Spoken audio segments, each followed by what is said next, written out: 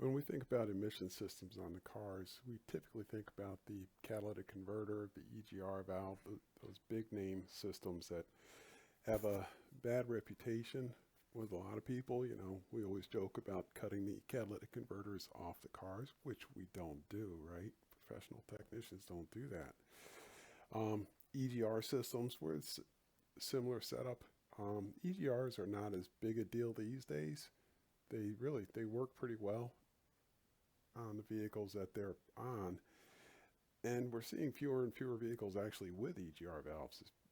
They're getting the designs of the engines down to where EGR valves aren't as necessary. But back in the old days, it was common for people to bypass the EGR system. These are the things that we typically think about when we say emission systems. But the emissions on the vehicles are a much broader area than you would imagine. It gets down to even, you know, that new car smell. When you get in the new car and you smell it and it's got that odor that people claim that they like. The reason they like it is because they're getting high. I mean, it's the stuff that's evaporating off the interior of the vehicles, the plastics and all that. So those vapors coming off, people are enjoying getting a buzz off of them. But those are actual petroleum evaporates going into the atmosphere. The manufacturer has to account for that. That's part of the emissions of the vehicle, and the manufacturers have to account for that. Also, they have to think about the air conditioning system. All right, the refrigerants in the air conditioning system have to be counted towards the green score of the car, if you will. So emissions are a pretty broad range. What we're going to do is we're going to look at the emission systems that have to do with the actual operation of the vehicle. So we're going to be looking at gasoline emissions, exhaust emissions, things along those lines. What I like to do is go chronologically. So we're going to start off with the earliest systems and then sort of work our way through to the most modern systems. So the first one we're going to look at is going to be the PCV system.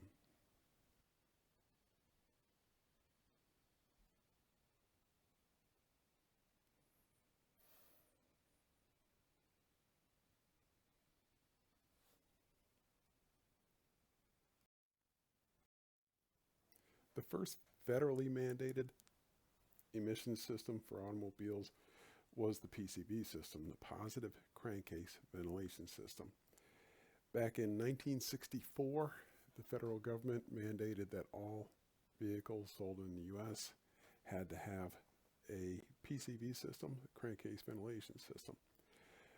California had started doing this beforehand, as with most of our emissions systems. California, I don't know what the heck that sound was. All right, California led the way. Excuse me. And in '64, the federal government said everybody had to do it. Now, prior to the PCV system, cars were just using what they called drag tubes, and they were just metal tubes that would go down underneath the vehicle from the valve cover and allow the crankcase gases to escape into the atmosphere. Obviously, this is an issue, so we had to control it.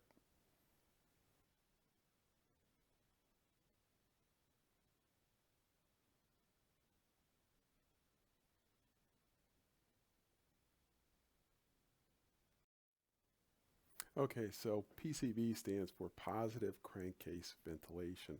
So it's doing exactly what it says, is venting the crankcase. All right, the positive means that we're actively going in there, we're making the ventilation happen. Now the question is, what do we have to vent? We've got blow-by gases in our crankcase. When the engine is running, we get that high pressure in the crank, we get the high pressure in the cylinders. Some of that pressure is going to bypass the rings and get into the crankcase. We call this blow-by. We have to remove that high pressure. If we don't remove that high pressure, we're going to have oil leaks build up. So we got to get rid of that. Also, when we get those gases out of there, we help to keep the oil clean. Those gases, they get down into the crankcase, they mix with the oil, and they can actually cause the engine oil to sludge up. So we got to vent that out of there.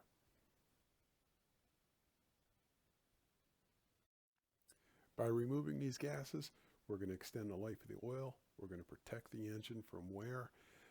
We're also going to prevent oil leaks. If we get pressure built up inside, it's going to find a way out, and it's going to find the weakest link, whether that's a valve cover gasket, a rear main seal. It's going to find a way out. So we have to make sure that we're venting that crankcase.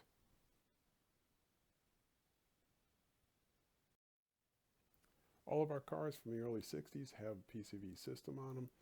Again, just as a review, the PCV system is going to vent the gases from the crankcase. Those gases are created by the combustion process, pushing past the rings, getting down into the crankcase. If we don't remove them, we have pressure built up inside the engine. It's going to cause oil leaks.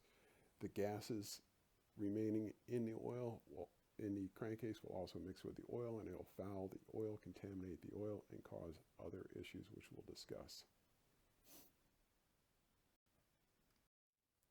Looking at the operation of the system, we have a basic V engine in our illustration, and this is the easiest way to see it because we can actually see the full flow. So if we start off in the top right hand corner of the illustration around the 1 o'clock position, we can see a hose coming from the valve cover, and that blue arrow shows us the flow of the gases. So we're pulling gases out of that valve cover, and we're putting it into the intake manifold. So we're going to draw those gases out, put them into the intake manifold, and then burn them in the combustion chamber. Now at the end of that first hose, we see an orange component. That is our PCV valve, and we're going to discuss that in the next slide.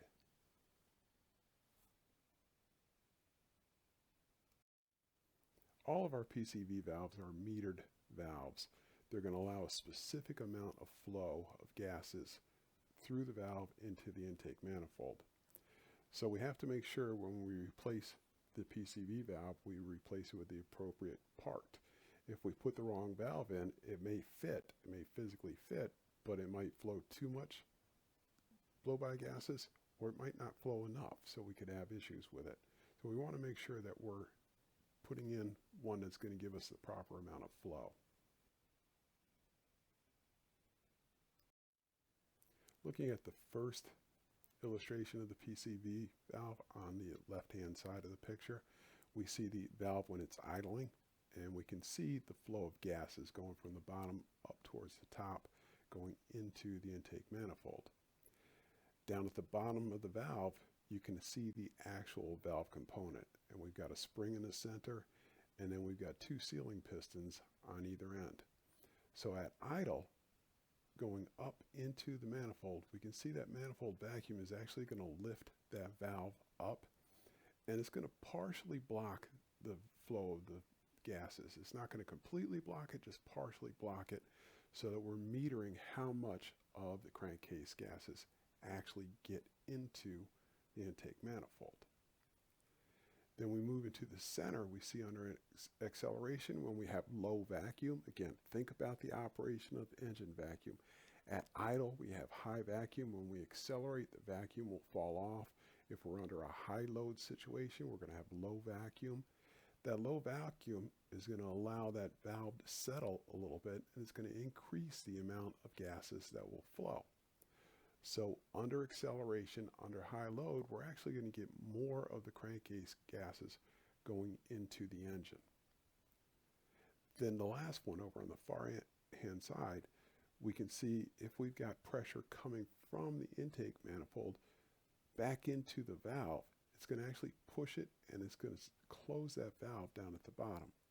So if we're in a situation where we've got boost in the intake manifold, we have positive pressure in the intake manifold, it's going to push down and it's going to close that PCV, and we're not going to get any flow. We don't want that positive pressure getting back into the crankcase. So the PCV valve is designed to close under that positive pressure or boost situation. Now, on vehicles that don't have boost, so a non-turbocharged, non-supercharged engine, we could still run into a situation where we have pressure in the manifold if we have a backfire in the manifold. Not a common occurrence, but it can happen. We don't want that backfire getting down into the crankcase, So the PCV valve, even on a naturally aspirated vehicle, will be designed to seal off the crankcase if we get positive pressure in the intake manifold. As these gases are being pulled from the crankcase up through that valve cover in through the PCV valve into the intake manifold, we need to replace those gases with something. Otherwise, we're just going to create a vacuum inside the crankcase, which can be just as bad as having a high pressure situation. So if we look at the screen and we go to the center of the screen, the center of the illustration, we can see coming off of our intake, our filter, we're going to go from that filter into the opposite valve cover. We're going to be pulling fresh gases through the filter down into the crankcase, and that's going to get mixed in with the crankcase vapors, and then we're going to pull that up and we're going to circulate it through the intake manifold. So we have a loop going on here. We're taking the outside air, pulling it through the filter. That's important. We want to make sure that the air is filtered, allowing it to be pulled down into the crankcase, replacing the vapors that have been pulled out. So we have a constant cycle going on here when the engine is running. When the PCV system isn't working properly, we can have a couple of different issues. If we're flowing too much of the gases through the PCV, all right, it's stuck open or it's the wrong one, it can cause drivability issues. Keeping in mind that this is a metered valve, it's got to control how much of the gases are getting into the intake manifold. If the valve is stuck open and we're pulling too much of the gases out, it's going to act as if we have a vacuum leak. So it's going to cause a rough idle, might cause acceleration issues. So that's one thing that can happen. And that happens, but it's not a very common occurrence. It's one of the lesser problems that we see with PCV valves, especially today. More commonly, if the valve starts to stick open, what we're going to see is oil consumption. Think about what's happening here. We're applying vacuum to the crankcase. So it's going to suck up what's in the crankcase. If the vacuum is too high, it can literally suck up some liquid oil from the engine and burn it. So we want to make sure that the PCV valve is not sticking open and allowing excess oil to be pulled up through. If it's stuck closed and we're not flowing enough of the gases out of the crankcase, those gases are going to build up. They can cause pressure to build up inside the engine, and we can have oil leaks. And basically that pressure is going to find the weakest spot. So if the valve cover gasket is a little iffy, it's going to push out the valve cover gasket. So the technician goes in, replaces the valve cover gasket. That's nice and fresh. It's sealing well. The pressure is still inside the engine. It's going to find the next weakest thing. So maybe it's the cam seal. Maybe it's the rear main seal. All right, the oil pan gasket. Wherever the weakness is, that pressure is going to find it and it's going to cause an oil leak. When you have a vehicle that has repeated oil leaks, check the PCV system. Make sure that it's venting. Another issue that we see, and this is very common on modern vehicles, is when the gases don't get vented properly, the oil will sludge up. Now we start to see problems with lubrication, and we really start to see problems when we get into our cam and our valve timing systems.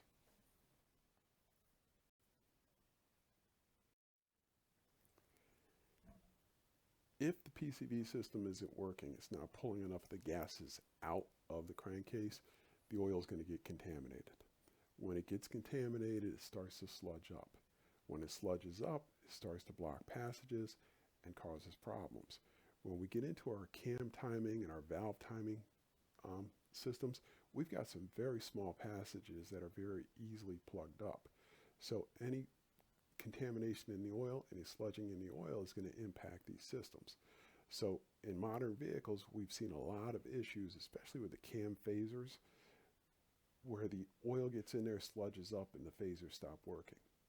We also see issues where that lack of oil causes lubrication issues, which wears out the components in the cam timing systems. So even when we replace the new ones, we put new components in, they don't fit properly because the cylinder head is worn out.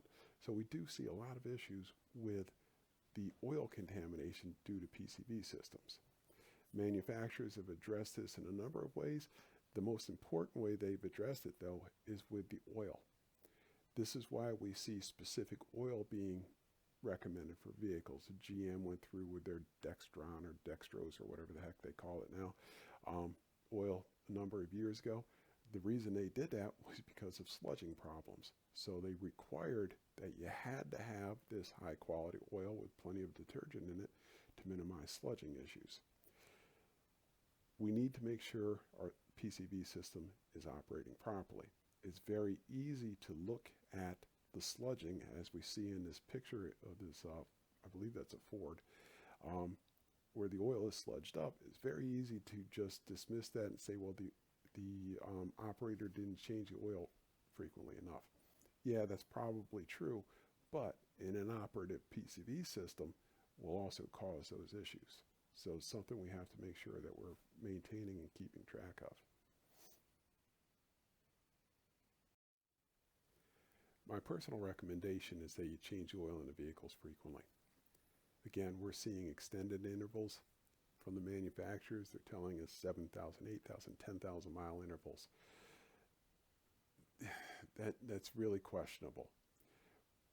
What they're doing is most of them are using a synthetic oil now or a synthetic blend, which will extend the oil change. You don't have to change the oil every 2,000 or 3,000 miles like you do with conventional oil. But I still, my own vehicles, I'm not going 10,000 miles between oil changes. I'm just not going to do it.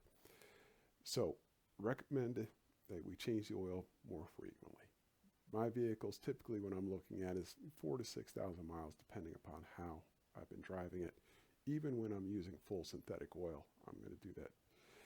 You got to keep in mind that the intervals recommended by the manufacturers, they're based on getting the engine through warranty. So once it's out of warranty, it's really not the manufacturer's problem anymore, so it's not something that they're super concerned about. Also, the oil change intervals factor in the pollutant qualities of used oil. So if we're changing the oil more frequently, we're generating more used oil. That's got to be factored into the green rating of the vehicle, if you will. So the government really has put pressure on the manufacturers to extend the oil change rate intervals to reduce the amount of used oil being generated. So these oil change intervals, there's more than just the longevity of the engine that comes into play. So you always want to keep that in mind. I strongly recommend changing the oil more frequently than the manufacturer tells. I would use the manufacturer's recommendation as the absolute minimum oil change that you want to do. Do it more frequently.